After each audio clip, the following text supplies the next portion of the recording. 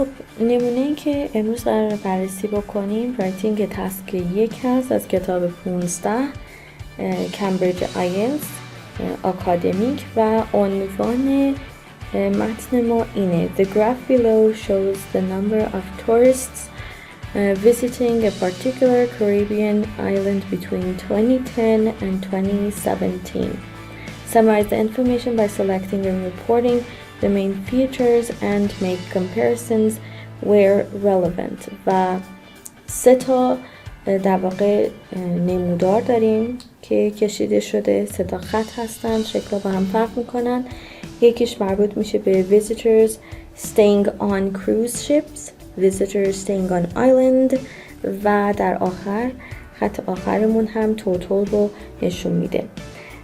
در ستون عمودی millions of visitors داریم و روی قسمت افقی هم ما بازه سال رو داریم که از 2010 تا 2017 هست و میخوایم ببینیم که تعداد توریست هایی که حالا به این جزیره سر زدن به چه صورت بوده. وقتی که نمودار رو بررسی میکنیم میبینیم که چیزی که بین نمودارها مشترک هست، بین این 3 تا خط مشترکه، یکیش کلمه ویزیتور هست و بعدیش هم کلمه stay و بحث stay یعنی ماندن این ویزیتورها در موقعیت‌های مختلف هست که فرق میکنه. بنابراین ما در مورد اینکه اقامتشون به چه صورت بود توی این تور صحبت میکنیم. خب سال 2010 در واقع در مقایسه با سال 2017 پایین ترین مقدار رو داشته. در سال 2017 یا 2017 رشد داشتیم. به طور کلی هم نمودارمون حالت صعودی داره. یک افت جزئی توی تعداد در واقع ویزیتورهایی که اومدن توی جزیره بمونن دیده شده، اما خب نموداری که مربوط به ویزیتورهایی هست که توی کروز شیپ هستن و در واقع اونجا موندن، توی کروز شیپ، توی قایق موندن یا توی کشتی موندن، اون رشد رو داشته. یک افت جزئی سال 2012 داشته ولی بقیه‌اش همش رشد بوده. بنابراین وقتی که بخوایم بنویسیم اول پاراگراف مقدمه رو داریم که ایده رو یا موضوع رو به طور کلی معرفی میکنه، موضوع دیاگرام رو، و بعدش ما اوورال رو داریم که میشه جمله دوم ما.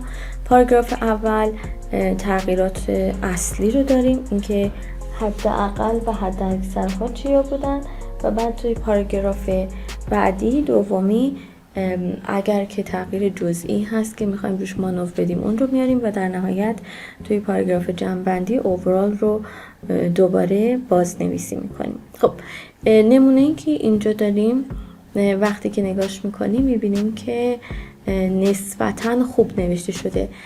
چند تا نکته هست که در موردش صحبت میکنم. از اول شروع میکنیم به خوندن. خب The diagram illustrates the number of visitors staying on cruise ships, staying on island, and the total of these groups in Caribbean island from 2010 to 2017.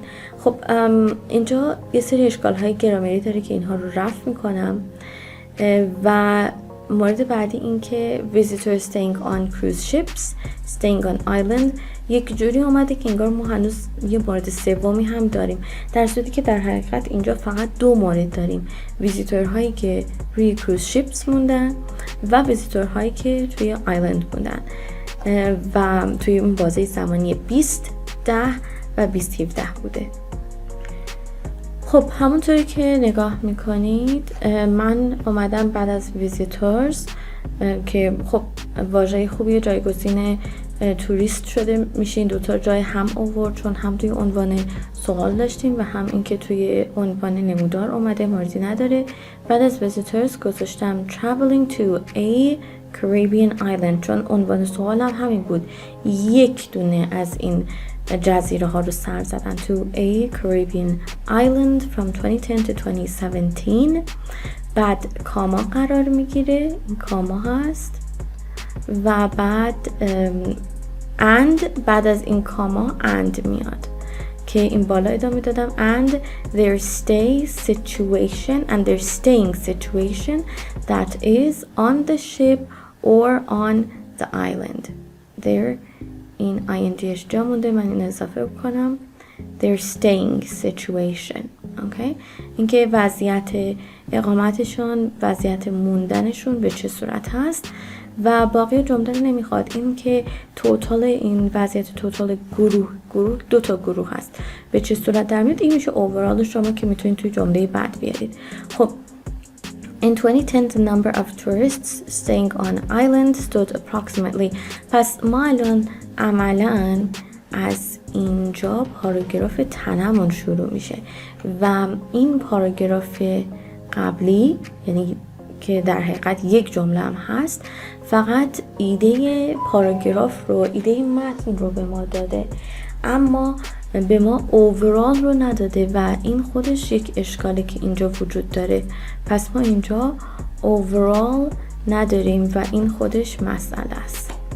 خب تنه ما شروع میشه با in 2010 the number of tourists staying on islands stood approximately at 0.75 million و ما اینجا millions داریم، اسم این رو خط میزنیم. اوکی، and occupied the first position.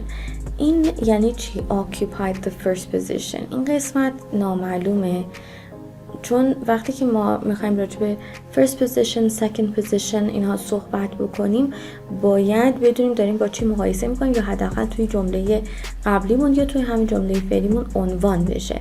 پس این first position کمی ویگه، مگر اینکه بعد از اینکه first position رو عنوان کردیم بگیم در چه زمینه این رو داریم عنوان میکنیم. پس من این رو بالاش بنویسم vague که یعنی مبهمه و برای همین خودش اشکال داره. خب having been constant for 1 year the figure started to increase sharply in 2011 and continued until 2013 when it was at, right, or when it reached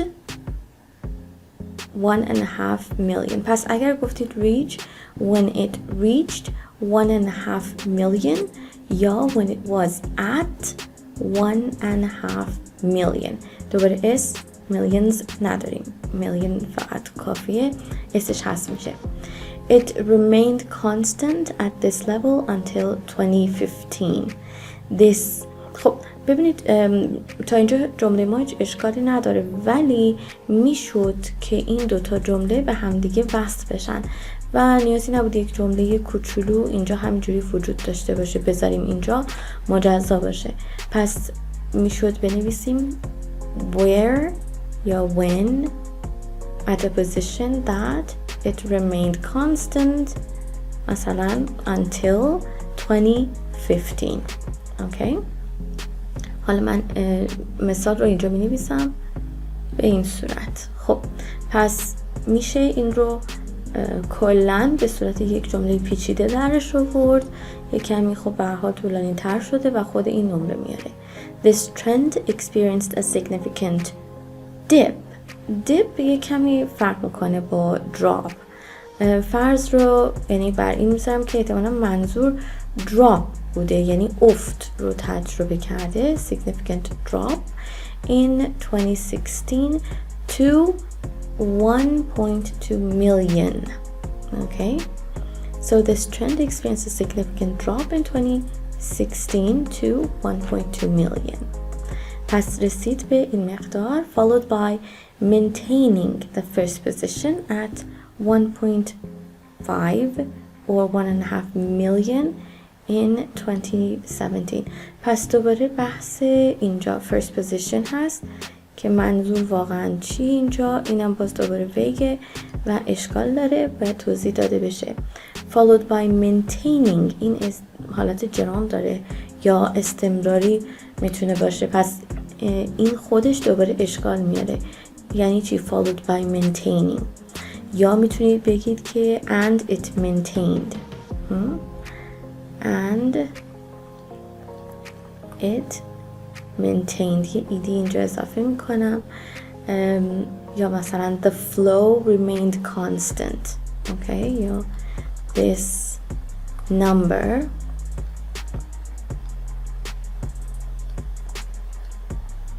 remained constant. Okay. حالا until 2017 یا حالا یک باز میتونین بوردینگش رو عوض بکنید، ولی در صورت به این حالتی که هست این اشکال داره. پس ing نمیتونست اینجا بگیره. و ها دارین ریپورت میکنید. خب بریم سراغ پاراگراف بعدی. پس این میشه اطلاعات بعدی تنمون. As can be seen in 2010 the number of visitors staying on cruise ships stood at almost 0.2 million.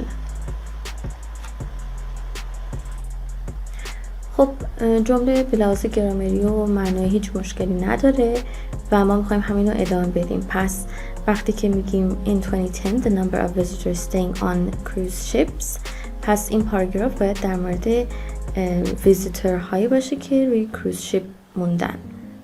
قبلی ها مربوط به آیلند بوده، این قسمت باید مربوط به کروز شیپس باشه. The trend increased and reached a peak at 500,000. اول اینکه 500,000 توی این نمودار واقعا پیکش نیست. خب که اینو اینجا استفاده بکنیم، مثلا میتونید بگید که it increased until it reached 500,000 or it just increased a little. یک کوچولو افزایش پیدا کرد. خب چون شما مقایسه دارید میکنید و ببینید وضعیت نمودار به چه صورته. In 2011 followed by its former level. یعنی چی followed by its former level؟ افت پیدا کرده. پس بگید افت پیدا کرده. It dropped again, or while it dropped again, right? It dropped یا increased. Decreased. Decreased again to حالا مثلا 0.2 million in 2012. خب after that که after با ای هست، after that this rate experienced a gradual increase to 2 million in 2017 and held the first position. دوباره این بحث position هست که خیلی عجیبه که منظور چیه، اما اگر خواستی هم اینو استفاده بکنی باید به صورت held باشه نه hold باشه، چون دارید گزارش میدین. پس یادمون باشه وقتی که داریم وضعیت نمودار رو توضیح میدیم توی نمودار باید بگیم که این اتفاقها افتادن، مگر اینکه مشخصا بگی با زمان حال یا با آینده داریم وضعیت رو مقایسه میکنه. اوکی؟ overall as وسط جمله است با یک کوچیک as the diagram clearly illustrates that دیگه نمیخواد illustrates the rate of total figure has a tendency to increase over these 7 years. اوکی این قسمت ما اشکال گرامری داریم که این باید تصحیح بشه. باقی جمله رو هم میخونم بعد تصحیحش میکنم. It is reported 1 million in 2010 and increased to 3.5 or 3.5 in 2017. خب Thus tourism can achieve success in different sectors of Caribbean island. و این یه تحلیل شخصیه، ولی تحلیل شخصیتون باید در ارتباط با داده هایی باشه که اینجا عنوان شده و الان اینو بررسیش میکنیم و تغییرات رو نشونتون میدم. توی جمله اول خب Overall, as the diagram clearly illustrates, tourists have been visiting the Caribbean island more than before, and while some people have preferred to stay on the ship or on ships during their visit, and others on the island, the graph shows the island has turned into a successful tourist attraction over the years. یعنی که یکم با جزئیات عنوان میکنید over these 17 years. طی این 17 سال این جزیره به یک جاذبه جهانگردی تبدیل شده. این قسمت آخری اگر به این حالت نوشته بشه، همونطور که میبینید من نقطه‌ای ندارم که قطعش بکنید. یک جمله نسبتا پیچیده است و میتونه براتون خیلی خوب نمره بیاره. و ببینید من چطور اون تحلیل شخصی جمله آخر که هست Does tourism can achieve success in different sectors of Caribbean island. شما برای different sectors هیچی ساپورت نداری و همینطوری نمیشه از سکتور اینجا استفاده کرد. اما با توجه به داده هایی که توی گراف برای شما آورده، شما میتونید بگید که اوکی، با توجه به اینکه تعداد توریست ها توی این منطقه رفته بالا و رشد قابل توجهی داشته، بنابراین این جزیره میتونه در واقع مشخصاً دیگه به یک جاذبه جهانگردی خیلی موفقی طی این 17 سال تبدیل شده. اوکی؟ ضمن این که من توی همین قسمت توضیح دادم توی همین پاراگراف که مردم مرتب دارن سر میزنن به این جزیره، ولی مکان ماندنشون فرق میکنه. بعضیا دوست دارن توی قایق باشه، بعضیا توی جزیره، ولی به طور کلی استقبالشون از جزیره خیلی خوب بوده. خب حالا بررسی بکنیم که وضعیت به چه صورت بوده و یک نکته دیگه بگم که اینکه از اعداد مثل متن اصلی از اعداد توی اوورالتون استفاده بکنید، اینم فوق العاده خوبه. همین عددها رو شما میتونید توی نمونه طبقه قرمز شده وارد بکنید و حتی سپورت قوی براش بیارید. به طور کلی متن ایده رو خوب ادرس کرد. درسته جمله اینجا کم داشت، یک جاهای ویگ بود و جاهایی هم اشکال گرامری داشت. ضمن اینکه شماره تعداد کلماتی که توی این متن آمده بود 204 کلمه است و ما میدونیم که برای تسک یک باید بین 150 تا 170 کلمه بنویسیم، پس 204 کلمه یک کم زیاده. اینو باید بیاریمش به حدود 170 کلمه. همونقدر که کم نوشتن میتونه ضرر داشته باشه، زیاد نوشتن هم خوب نیست. نشون میده که شما تو اون تعداد کلماتی که تعیین شده نتونستید همین اطلاعات رو یا اطلاعات مورد نظر رو بیارید، پس سعی کنید که دیگه نهایتا 175 باشه. خب به طور کلی خوب بود و اگه من قرار باشه به این نمره بدم، نمره من 7 یا 7.5 هست از 9. خوب نوشته شده بود.